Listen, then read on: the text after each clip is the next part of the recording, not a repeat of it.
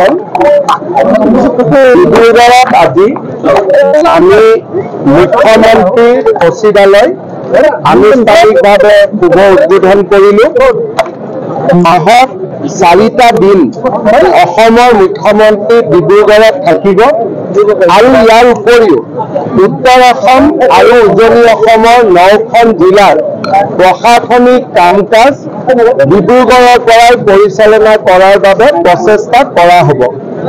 ইয়াৰ লগে লগে ডিব্ৰুগড়ত আমি অসম সচিবালয়ৰো সৰু সংস্কৰণ এটা স্থাপন কৰিম। মন্ত্ৰীসকল বহিব পৰাকৈও আন এটা কাৰ্যালয় ইয়াত স্থাপন হ'ব।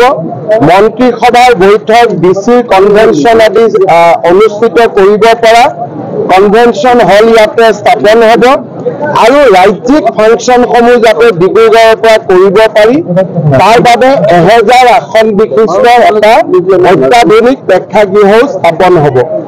এই ব্যৱস্থাবিলাকৰ জৰিয়তে লাহে লাহে ডিব্ৰুগড়ৰ পৰা অসম প্ৰশাসনৰ কাম কাজ অতি সুচলভাৱে চলাব পৰা হ'ব। বৰাক উপত্যকাত মিনি ছেক্ৰেটেৰিয়েট আৰু ডিব্ৰুগড়ত মুখ্যমন্ত্ৰীৰ সচিবালয় আৰু পৰৱৰ্তী সম্প্ৰসাৰণৰ জৰিয়তে অসমৰ প্ৰশাসনিক ব্যৱস্থাক আমি ৰাইজৰ ওচৰলৈ লৈ যাব পাৰিম। আজি মুখ্যমন্ত্ৰীৰ কাৰ্যালয় ডিব্ৰুগড়ত মই প্ৰথম বহাৰ পিছত কেইবাটাও গুৰুত্বপূৰ্ণ সিদ্ধান্ত আমি ডিব্ৰুগড়তে গ্ৰহণ কৰিম। আপোনালোকক মুখ্য সচিব মহোদয়ে তাৰ বিষয়েও আপোনালোকক খন্তেক সময় পিছতে জনাব।